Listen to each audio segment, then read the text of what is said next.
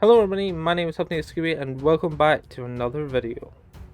Before I get started on this video is not sponsored. I just wanted to make this video because I was curious. However, if you didn't see the last video, I recommend you watch that video first, as it is on how many Pokemon is it possible to collect all the Pokemon cards. However, I would recommend you watch it before I get into this one.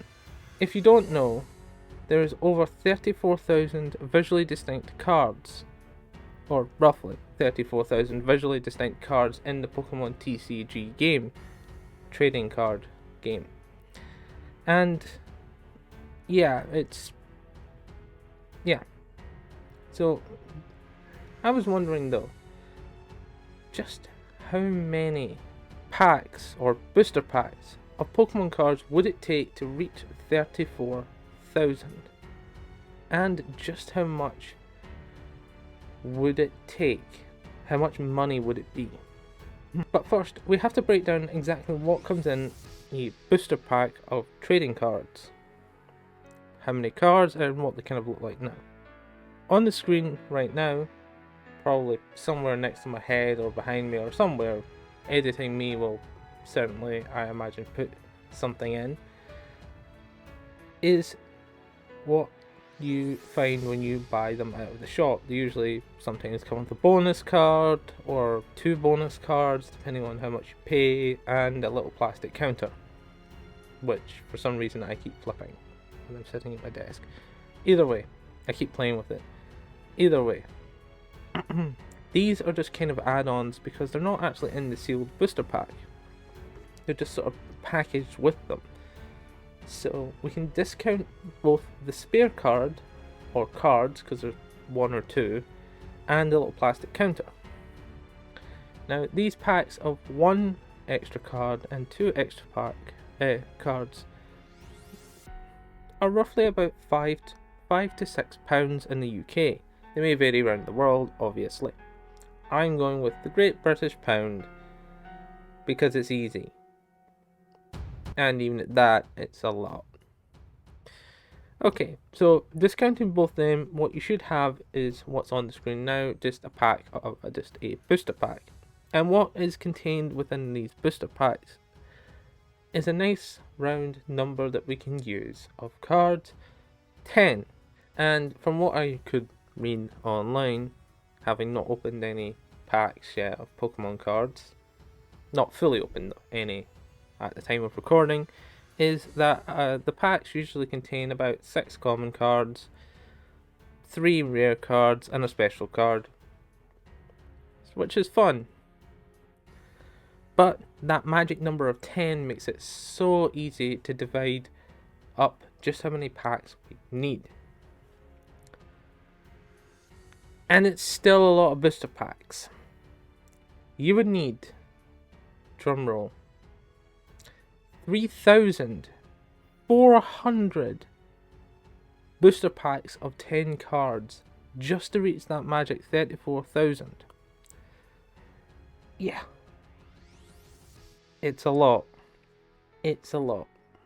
And if we break down and take away the extra stuff like the extra card and the counter and all the packing, a pack of Pokemon booster cards is around about £4, because cardboard is almost nothing, the plastic on top is basically nothing, and cards aren't worth that much money, and the little plastic counter is probably 50p or something like that to produce. So a deck of sealed booster cards probably costs about £4. It may vary around the world, meaning that if you had to buy the 3,400 booster packs to reach that number of 34,000, you'd have to pay an astonishing 13,600 British pounds to purchase enough booster packs to reach the 34,000. That is expensive for some cards. Really expensive. Okay, Yeah, it's a kid's toy. But 13 grand just to reach the same amount of cards that there is visually distinct cards at the moment in the game is a lot.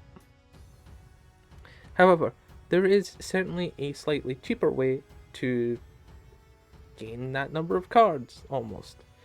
And that is to purchase something similar to what's on camera. This is a EX Battle Pack, because I couldn't buy a booster box, is to buy a booster box.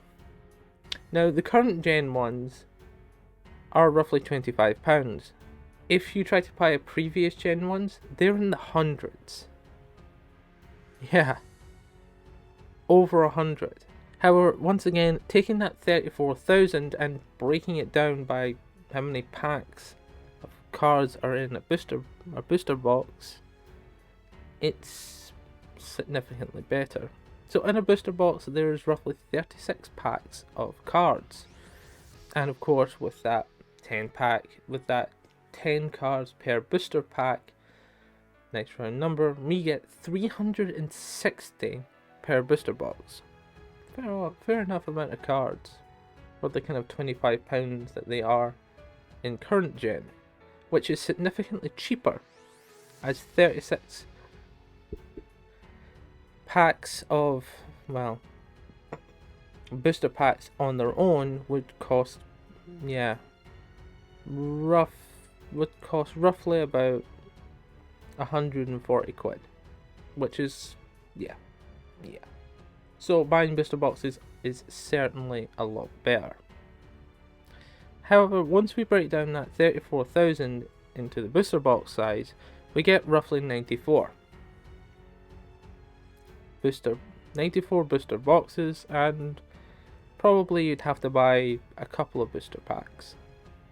However, if once again we times 94 by the 25, the roughly for the new gen booster box of £25, we get roughly £2,350, which is a hell of a lot better than 13,600.